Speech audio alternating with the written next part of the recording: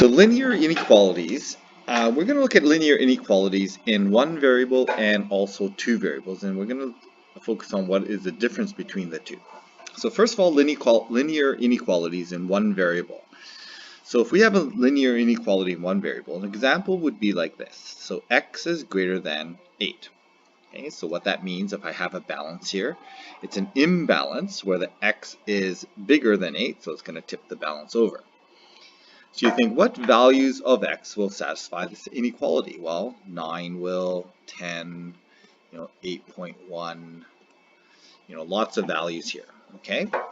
I'll go dot. Maybe 1,000 will do this.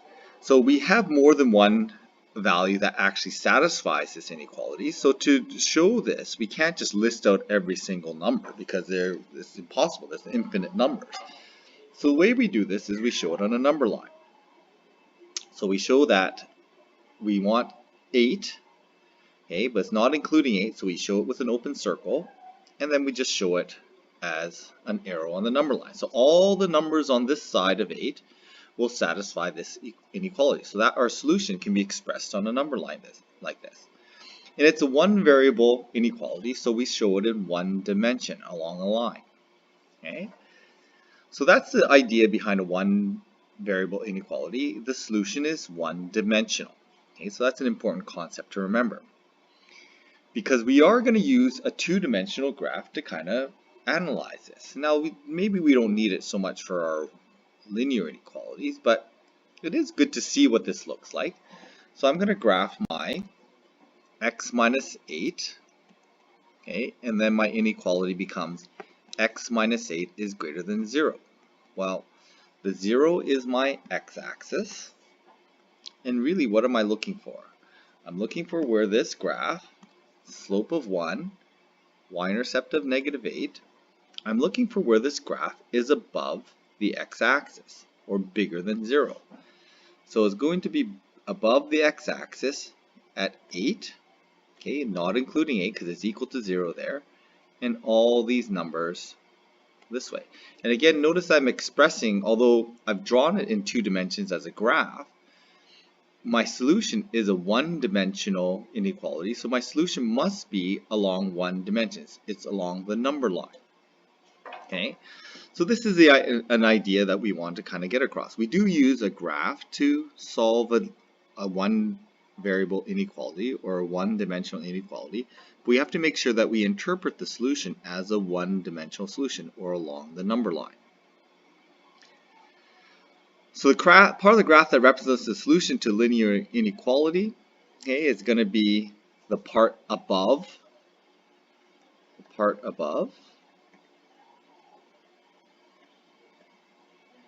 the x-axis.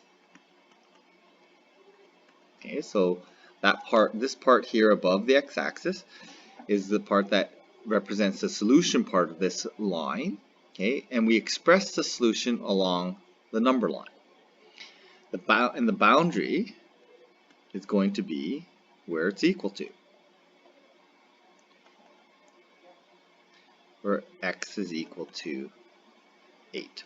Okay, so the boundary is the equal to part, and from that boundary, either going one-dimensionally to the right or one-dimensionally to the left on the number line. Okay, so then that lets us move to linear inequalities in two variables. Okay, so what is the difference between a two variable inequality and a one variable inequality? Well, two variables, we're going to start with x and y. Okay, so we have y equals 2x minus 4. So I'm going to graph this. There's my y-intercept at -4. I'm going to have a slope of 2. So if I just kind of draw my points in here, that's the slope of 2. Okay, and there is my line, y equals 2x minus 4. Okay, so if I consider the inequality y is bigger than 2x minus 4, now I have an inequality and I have a two variable system, so I have a two variable inequality. And then I need to ask myself, does the point 2, -1 satisfy this inequality? So 2, -1 is right here, okay? and it's important to understand that it's below the blue line. Okay, maybe I'll highlight that as well. This is my blue line, y equals 2x minus 4. So that point is below the blue line. And if I test it in my inequality, I get -1 is greater than 2 times 2 minus 4. So I get -1 is greater than 0. That's not true. Okay? So this point is not part of the solution. Okay? It does not satisfy this two-variable inequality. This two-dimensional coordinate, xy coordinate, does not fit this inequality. So what coordinates then would? Okay, so what are some other coordinates that would fit this inequality? Well, let's test a couple here. And the easiest coordinate to test is going to be 0, 0. So if I test 0, 0, I get 0 is greater than 0 minus 4. Is 0 bigger than -4? Yeah, that works. Okay, so 0, 0 represents a solution. What about maybe a solution here? Okay, so that's 0, 5. Okay, so let's test 0, 5. Y is 0, or sorry, y is 5 when x is 0, so 5 is bigger than -4. Yep, that works. What about this point here? Let's randomly select another point. X is -6, y is -2. So -6, -2, plug it into my inequality. -2 is bigger than 2 times -6 is -12, minus 4 is -16. So is -2 bigger than -16? Yeah, that works. So all three of these green points fit the inequality. In fact, if we interpret it this way, that y equals 2x minus 4 represents the boundary, or equals, the greater than or less than should indicate above or below that line. So if y is bigger than this line, then it should be all the y's above that line should work, and in fact they do. All the y's below the line will be less than the line, so that means that they won't fit this inequality, so they won't work, and that's true as well. So if we test any coordinate on this side, every coordinate on this side is not a solution.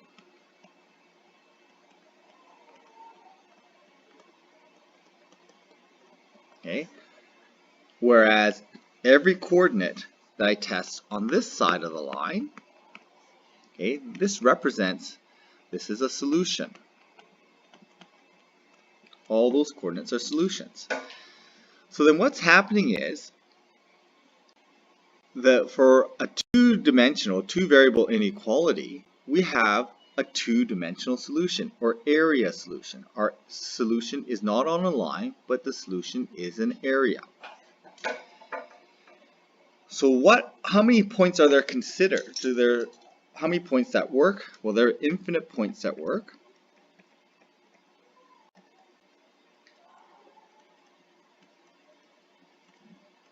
Okay, so there's infinite solution pairs of x and y.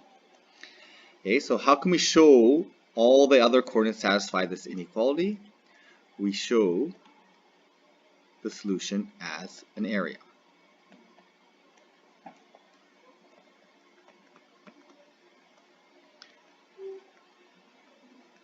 And I'm going to be clear, it's a two-dimensional area. Okay, so two variables, we need a 2D solution, or in other words, an area solution.